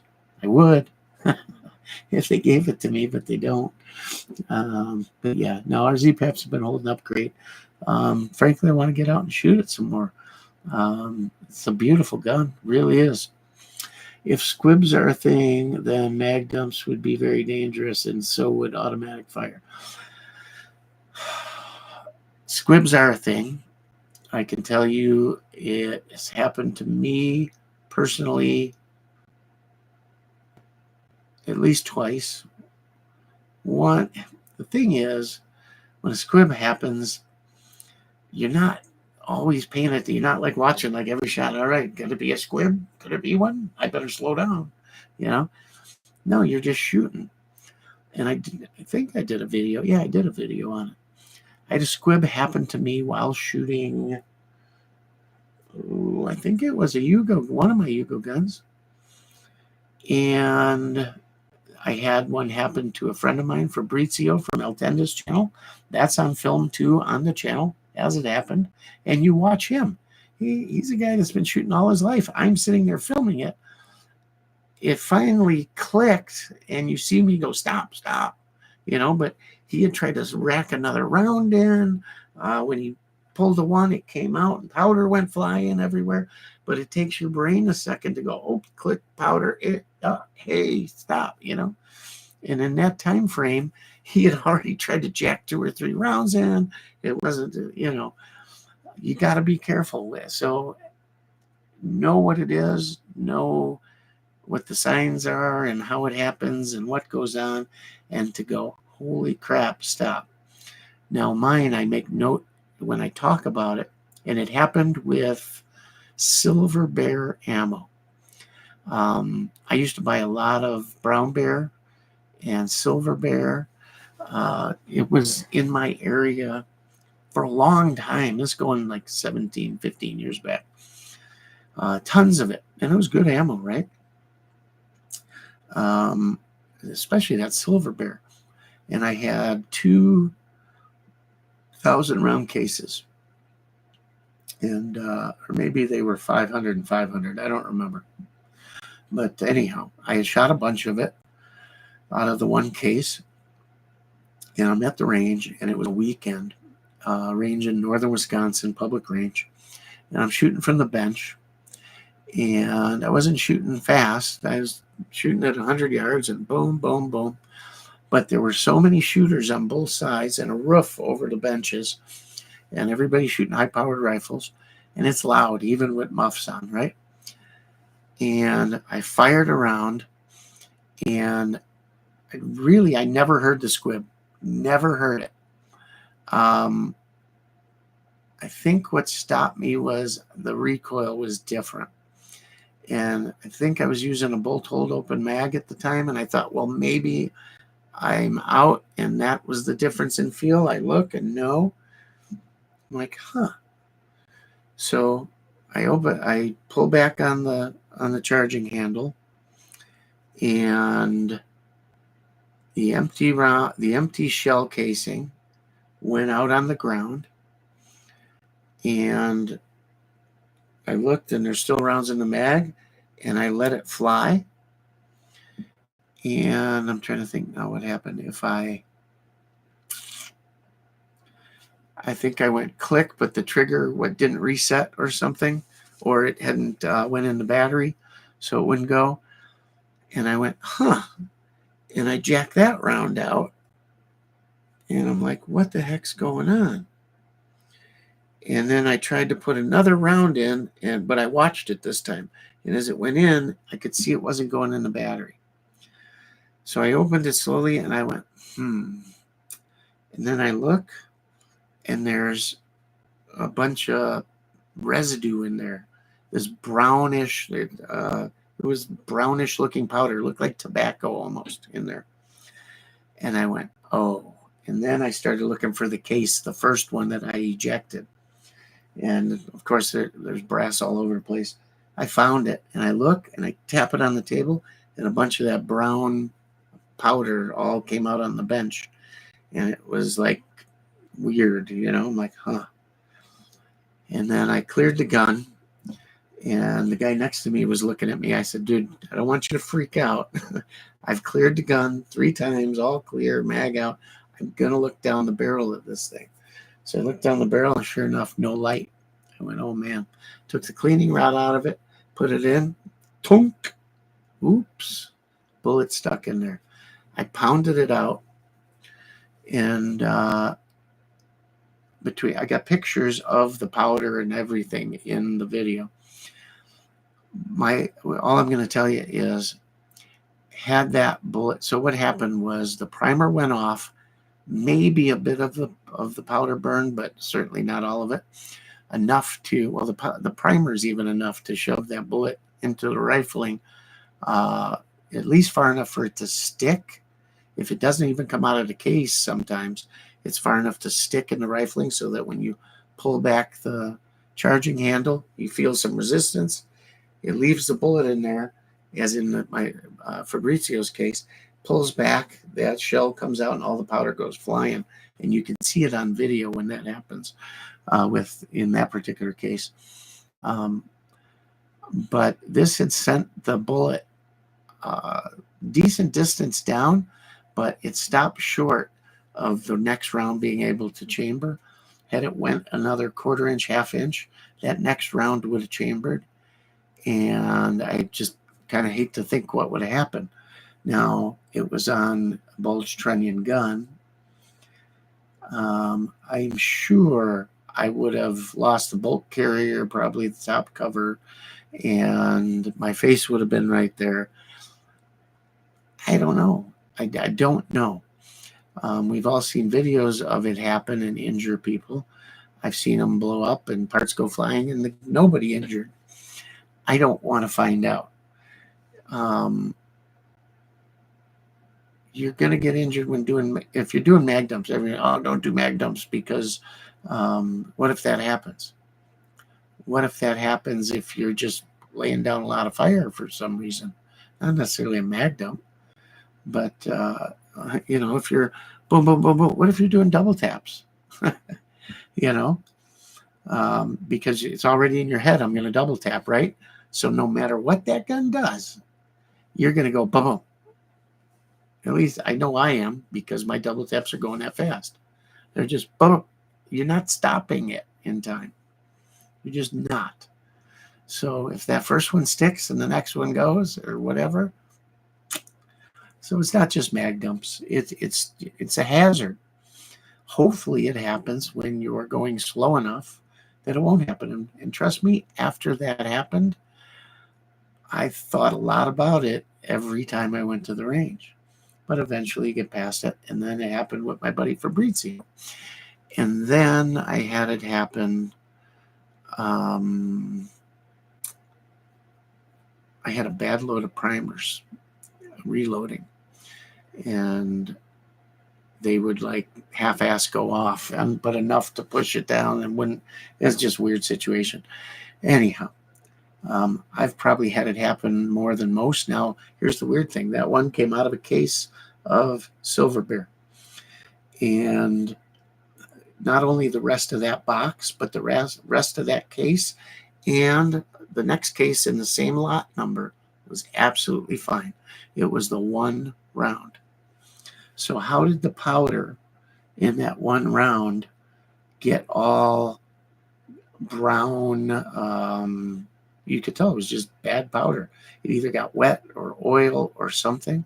How did it happen to the one round that got in that whole case? How wasn't there 2 or 3 more? Or there was no. It was a fresh case, all sealed, no watermarks or damage on the outside cardboard or on the inside smaller boxes or on the paper inserts between the rows.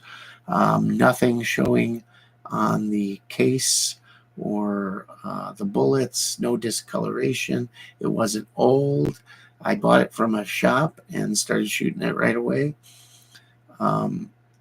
Did some lubrication off one of the machines making the ammunition. Did a drop of oil drip off of something, fall right down the case of that neck, and it continued down the line. Did a drop of something go into the powder, and when that powder dropped, it was already screwed up. I doubt it probably would have plugged up the powder thing, right? How did that one happen? It wasn't exposed to anything. Who knows? To this day, I think about that. I don't know what happened. It was lacquered ammo, so the mouth of the case was sealed, as was the primer. So it couldn't have been that. I don't know. The ammo that it happened to my buddy, he had a DSA FAL that DSA had given him to test and do a video on, and it's called, the video is range day. I don't know, range day with my buddy or range day with Fabrizio, or I forget what. If you look, you can find it. But they gave him one of these shorty DSAs they had built, really nice, almost like a carbine FAL. Gorgeous gun. It had nothing to do with the gun. He was all worried, didn't want me putting a video out at that time because he thought DSA would look down upon it and never give him anything to test anymore. And but it wasn't that. It was some contract ammo out of where the hell was it? Some country contracted some ammo. It was 308 and Polish maybe. I don't remember. It says in the video, but there had been reports of this ammo not being the greatest, either old or wasn't stored right or whatever. And when he pulled back and that shell went flying, I saw all the powder go in a rainbow. I picked up that case and there was enough powder. His powder, part of it was brown, the other was perfect black. But it did the same thing. It wouldn't chamber around, thank God. And you can watch it happen live. And when it happens, I'm like, wait, did he? I could swear he shot one afterwards, but no, it didn't. If you slow it down and listen, and we didn't hear a squib. We did not hear the squib. Just like I didn't hear my squib, not because I wouldn't have heard it. I would have heard it normally, but there was so much gunfire on both sides that I never heard it. I felt it. So what I'm going to tell you is, if you're worried about squibs, first of all, if you got ammo that is questionable and you've shot some or someone else has and said, hey man, this stuff, and something's weird about it, don't shoot it. Just don't. It's for me and my buddy to get that lucky twice. And if you're shooting reloads, even if you're reloading, be careful. I've reloaded tens of thousands of rounds, and knock on wood, I've never had one of mine go bad. I've had where all of a sudden I'm loading, I go, oh, I think I didn't do a drop. I'll go back and check 100 rounds if I have to, take them all apart, because I'm not risking it. All I'm going to tell you is if you have any hint that that ammo is bad, not operating properly, you hear from a friend, whatever, don't risk it. Get rid of it. If you are going to shoot it, you better shoot it slow and one at a time. It's just not worth it. Not worth it. And the round can look perfect in every way and still have it happen. If you hear a squib, by all means, stop immediately. And don't rely on looking at the shell and look down that barrel or drop a cleaning rod through it and make sure. If you hear it or you feel something strange, we've all had where between shots, especially maybe in a pistol, you'll feel between shots a difference in recoil. If you feel something different, stop. I don't care how minor, until you know. The more you shoot, the more you'll know, I guess. But stop and check it. It's worth it. It's worth losing your eyes. It's not worth losing your eyesight. It's not worth for you young guys disfiguring yourself. So your girlfriend can make fun of you. I'm not politically correct, guys. I'm sorry. But I amuse myself, probably nobody else. But just don't. Take it easy. Don't shoot it. Wear eye protection. I'm not one to talk. There's a million videos I'm not wearing it, but I do try, especially the older I get. Just be careful. Be very careful. They are a thing. For sure, they are a thing. Let's see. I have the Serbian Red ZPAP, actually ordering the underfolder this weekend. Such a great AK. Yes, it is. Yes, it is. That Serbian Red, by the way, that is the most popular furniture they sell, according to Zastava USA. And I get it, because I think a lot of the ZPAP has caused a lot of new AK folks to come into the fold. So, that red furniture is what everybody used to be the thing. They'd all try to dye it red, like the Russian stuff, and they'd never get it right. It was always like a weird red. But that stuff's good looking.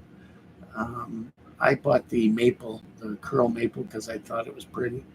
And I got enough Hugo guns to shoot that I thought I'd leave that one just like it is. Order one suppressor, we talked about that. I think we can agree the government is less than great. Yeah. Dale Kanye, he says, hey to you. DJ Miggs, hey Rock, do you know if Russian RPK wood furniture will fit on a Romanian AS. Yes, it will. It will fit 100% on it. It's duplicate, basically. So yeah, matter of fact, you know what I did?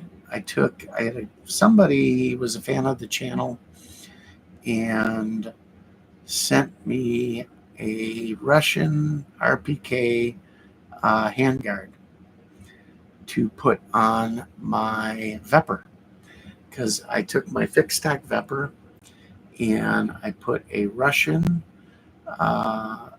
laminate stock on it. And with the bulge trunnions and all, you can't put a regular AK handguard on there unless you hog it out. So I put an RPK forend on it, and I had to. So you got a 1.5 millimeter receiver on there. The regular stock won't fit. You have to sand it down to fit in there, and then I had to. Let me think. I think it was proud on the out where the stock met the back of the receiver, and I sanded that to meet it. So that gun has a really nice Bakelite grip on it, a Russian AKM laminate stock, the Russian RPK handguard, and gas tube cover. So it's kind of cool. I have all the regular with what Veprs are worth today. I got to put it back to stock and just leave it alone, right? But it looks good. It's cool. If you guys have never seen it, I wonder if that's in. It might be. There's a picture. I compare Wasser to a Vepr in a video, and I think their guns are crossed in the thumb, the little thumbnail picture. And I think that Vepr's in there with that handguard on it. I don't know if I had the stock on it yet, because that stock was more work than you think to get it down just 0.5 millimeter to make it fit right without it being too big and without it and keeping it tight enough. So that's on there. And I refinished that as well. And then, yeah, we did a lot. I take a lot of Bulgarian guns and put Bakelite on them. But a lot of that Bakelite was meant for 5.45 guns. So a lot of it won't fit right. You got to make some adaptations. And we refinished some Bakelite. There's some videos on that. There's a lot of good stuff, guys, if you go back and dig around. When I was really buying stuff and doing stuff and switching stuff out that you might like. Christ, I couldn't even imagine what a good set of Bulgarian Bakelite goes for these days. Again, Martin Co., thank you for the super chat. That will help fund the new microphone and the 4 terabyte hard drive that took a crap. For those of you guys that stopped in late, that little hard drive there contained every video clip and full video that's ever been on this channel in the last 6 years or whatever it's been. And it's all gone. Goodbye. Lost it. Took a dive. I don't know what to do. But can't do any videos till I got it because I'm not loading up my computer with all that crap. Slows it down. FFLs I have used in Arizona have all said if the feds don't clear in time, they will let me take the weapon home. Yeah. And my shops that I usually deal with do the same. But if I'm dealing with new shops, I always ask them what their policy is, because that's just a bunch of crap. They let mine go 30. Their solution was after 5 days, couldn't take it. Well, how long do I got to wait? Well, 30 days. Waited the whole 30 days. They never sent back an answer. I said, well, what do I do now? You put in another one. I said, no, give me my money. I'm out of here. Yeah, another 30 days. Go screw yourself. First and last time. So,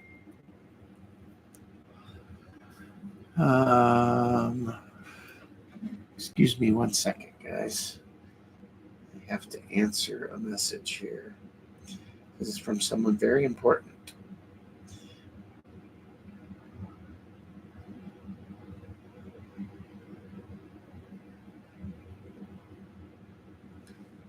Namely, Mrs. Rock. Yeah, so if you're one of those guys that maybe gets delayed here and there, and you're dealing with a new gun shop, for sure, ask them what their policy is. Hey, if you guys don't hear back in 5 days, do you release the weapon? Either way, make sure you check that, because there's some places that don't, big stores and little stores, and I will never deal with one. I know I'm legal. I know I've never done it. I've never had a decline or anything like that. But every time it happens, even though I know everything's legit, it scares the hell out of me. It just does. It's not a good feeling to be told, no, you can't have something right now. You go, shit, even though I know it happens, and I don't know what causes it. I really don't. I've had FFLs that call them in, little shops aren't electronic. I've had the guy on the other end say, can I talk to him real quick? They put him on the phone with me. They asked me some stupid question about something. Or what's your social, or this and that. I had one, the gun store owner was on the phone with the Knicks guy, and he says, hold on a second. Hey, what's the last 4 of your social security number? I gave it to him. He gave it to him. Yeah, blah, blah, blah, blah, blah. Oh, all right, thanks. Good to go. What the hell is that? But yet on the electronic version, nope, sorry. And then sometimes they don't get back to you for days, or if ever. It's bullshit. So I've thought about getting a PIN number, but I've heard from two people that they still got delayed even with a PIN number.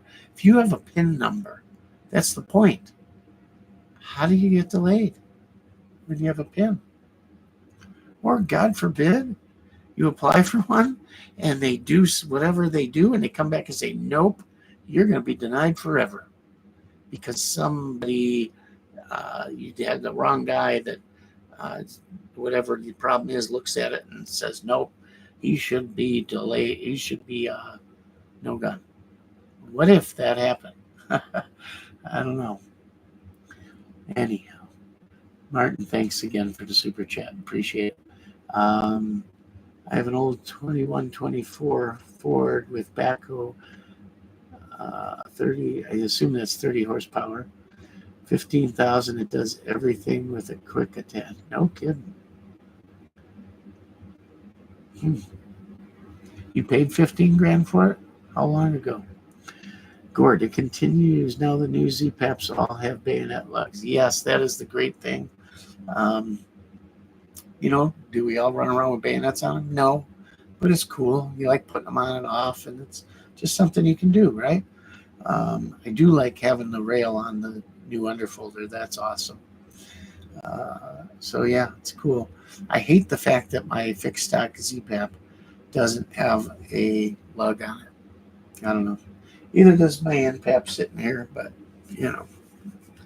that's why I like my M70AB2. It has it. What is the difference between Silver Bear and Golden Bear?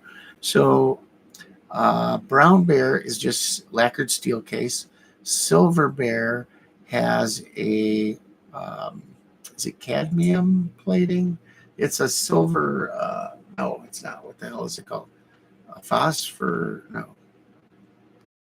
The word's escaping me, but it's a silver metallic, super slick. Just a nice coating. And then the Golden Bear was brass. But it wasn't, I think it was still steel case though. Just with brass plating or something, if I remember right. I never shot really any of the Golden Bear. Never saw it around, and it was, or maybe I did see it here and there, but it was always more money. And it seemed like there was more of that in NATO calibers that I wasn't buying at the time. But that was the difference. Orion Fixer, come on, hit that like button. Thank you. Yeah, it's such a good dude, man. Dale, longest I've had to wait for an approval was 5 minutes, not buying anything else. Now, fixed income, no insurance for medical yet. Yeah, that's part of going to that fixed income, right? Little tough on other ends. But yeah, I get. You know what's funny? When it comes to pistols, handguns, I don't get delayed. You know why? Because they run you through Wisconsin first. Same thing they do with your concealed carry, and they approve them immediately. So what's with the Knicks? You know, and they run the same system. I think. I don't know, but just one of those things. I told the FFL up front, I'm going to be delayed, but don't worry, they always go through. They look at me like, huh? How do you know? Done it just a couple times. Way too many times, actually. But, yeah, no, the Z-Paps are wonderful, and the underfolder is, I do want to see what this ejection is doing and why. Maybe we'll compare it, and I'll try and figure out why it's doing that. Just less. It's way less gassed than my previous ZPAP, and I heard it from another guy. Saw it on his channel actually. So we'll see what that's about. We'll compare them, and I'll take a look at a few things from the gas block. Now there is a different gas block on these units. The gas block is different. I go into that in the video. It's got a different shape to it.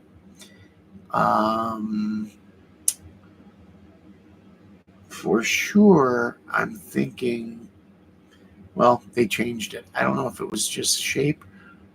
I almost thought that maybe it's a cast part, or I don't know. I don't know. But it's different.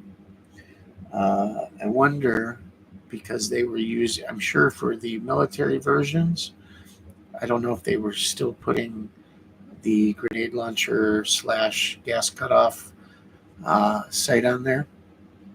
And then when they made these, they used different gas blocks. Now, I don't know why they wouldn't have used the same one off the fixed stack ZPAP.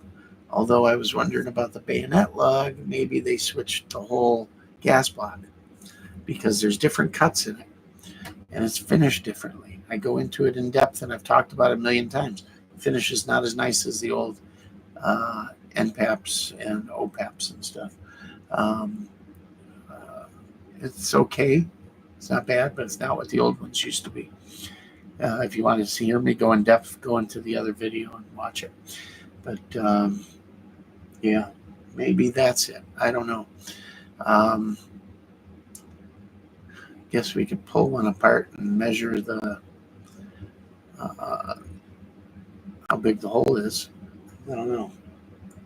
Maybe just get in there with a borescope and see if we can see a difference, but it'd have to be a major difference to be able to see that with like a borescope or something. I don't know.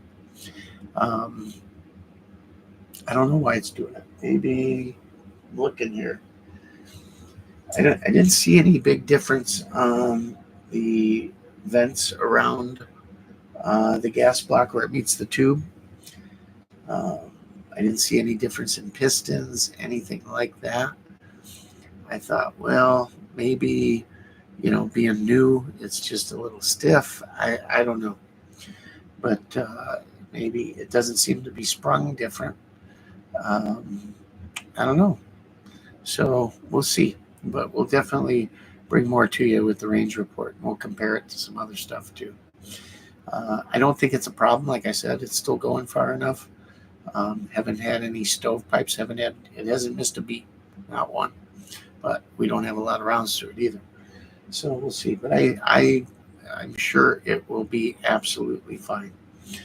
And go from there. No tractor mechanics in the house, huh? figure out that steering. And I need a good source for TYM parts too.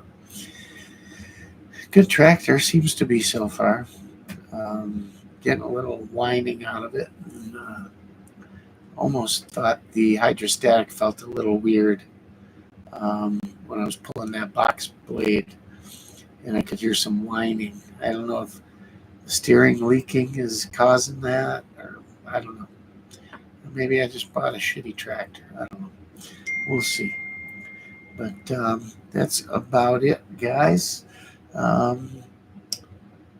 We will get our equipment we need pretty quick here and get back up and running, and at least get you the initial range report out of the way.